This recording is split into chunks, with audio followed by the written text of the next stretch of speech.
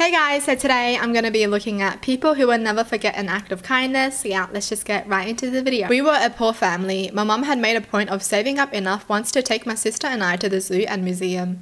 We had a great day, even ate out. Then on the way to the bus stop heading home, she realised she'd overspent and didn't have enough to pay for 3 of us to get there. We were looking at a 6-mile walk and it had just started snowing. We duck into a small Chinese restaurant and ask if we can use the phone. The owner asks us why we needed the phone, and after my mum explains, he not only gave us the money we needed to get on the bus, but also sent us home with enough food to feed 6 people. That's actually so true. If you need help, they'll give you help. My mum told him we'd try to pay him back one day, but he asked we pay it forward instead. It was the first random act of kindness that I'd ever received, and sticks with me 30 years later. Dude, I love stories like this, man.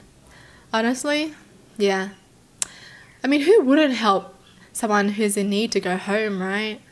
That's only the normal thing to do. And I just wish more people were like that. I was in maybe 4th grade and my parents just had my younger sister, so newborn focused. I went to my school lunch, opened my paper bag, and unwrapped the foil holding my sandwich.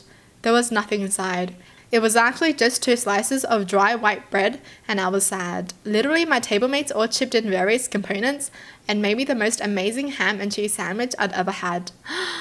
I've been chasing that dragon of ham sandwich since, but I'm sure it was the response and not the ingredients that I loved. Yeah, you know, it was just like the love that they were tasting. That's why it tasted so good. That's so freaking nice. My husband and I were sitting on our porch holding hands and crying, just feeling overwhelmed because we were waiting to find out whether or not my tumour was cancerous.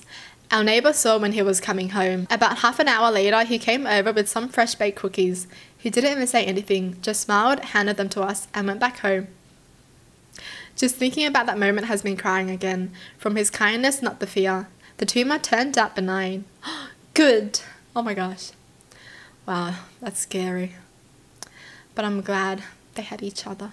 Years ago, my car got egged real badly overnight while parked on the driveway of our duplex. We had to go somewhere the next morning, so took the wife's car. Came back hours later and my car was shining like new on the driveway. The neighbour, whose name I didn't even know at that point, had washed it for me while we were away.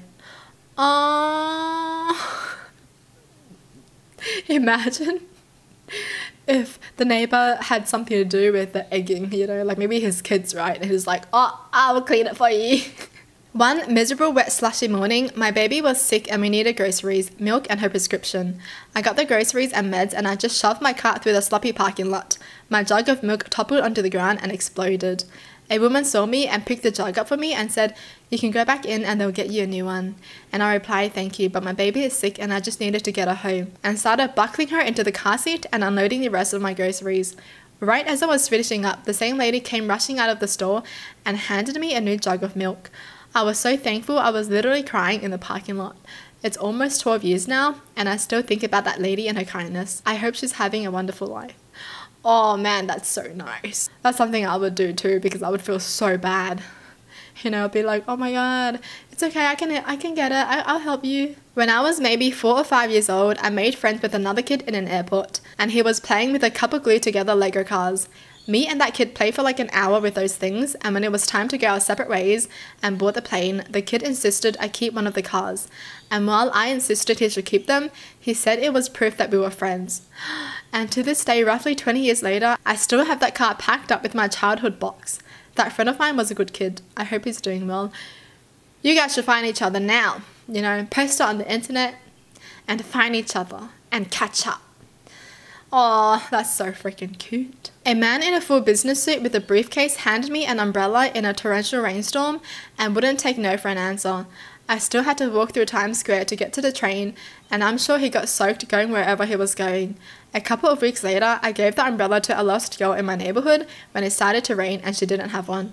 Felt like the universe wanted it to happen. I'll never forget that man though.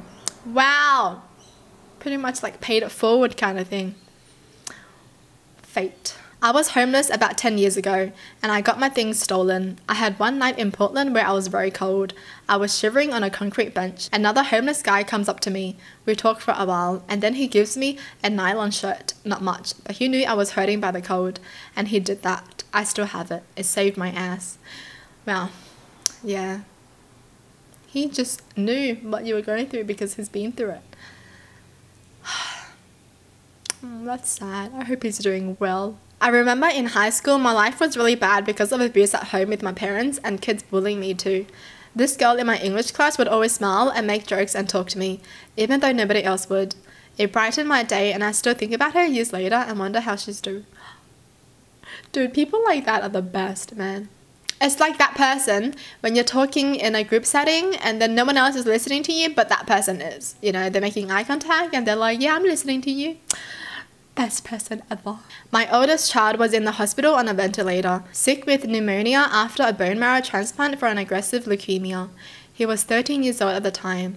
I was a single mother struggling to survive. I had 2 other sons, younger than the one who was sick, one of whom had a brain tumor removed the year before. I could not work full time because of how much time was spent at the hospital. My job was giving me as many hours as it could, but it was not enough to pay my bills. I managed rent, gas, and cheap groceries, but things like car insurance, renewing my driver's license, and other things had begun to slip. I was hanging on by my fingernails and going under. One night on the way back to the hospital after working really late, my job was letting me flex my hours. I got pulled over for having an expired registration. The officer then discovered I had an expired driver's license and had no car insurance. Obviously, I had no business being on the road, and he told me he was supposed to tow the car. I was exhausted to my core. I became absolutely horrified when tears started to fall. I didn't want him to feel manipulated. I'm a pretty proud person. I knew I shouldn't be out there. I also felt I had no choice, that I absolutely needed my car and that I could not afford to pay any citations I received. The hospital capable of caring for my son was about 40 minutes from our small apartment, and my city doesn't have good public transportation. I had to be able to drive, so I just said nothing and struggled to stop any tears. I just nodded. I figured it was just another challenge I was going to have to figure out, and I had no idea how. He paused for what felt like forever at the time, and when he realized I wasn't going to say anything, asked me where I was going. I quietly told him, headed back to the hospital. My son has cancer and is in the pediatric ICU. The officer had no reason to believe me. He thought for a moment more, then quietly handed my expired license back to me. He followed me to the hospital, then turned off and went about his shift. My son died a few weeks later, in January 2007, just after Christmas. To this day, I wish so much I knew the officer's name. I still would like to thank him. I was barely hanging on, and that little bit of kindness mattered more than I can express. I was so poor, so heartbroken, and so hopeless. I will never forget him. Dude, this is so sad. Wow, she went through so much. Both her sons were sick. Where's the dad? Stories like this just make me so sad. It's like she just has to do this all by herself. Struggle work, caring for the kids. Oh my gosh. I feel so bad. But bless that officer who actually believed her. I freaking hope she's living a better life now, though. Seriously. Because it just seems like she just lived such a tough life. I hope things are better. Well, that's it for the video. Tell me in the comments down below what your thoughts are. And as always, thanks for watching. Hope you guys liked it. And I'll see you guys next time. Bye!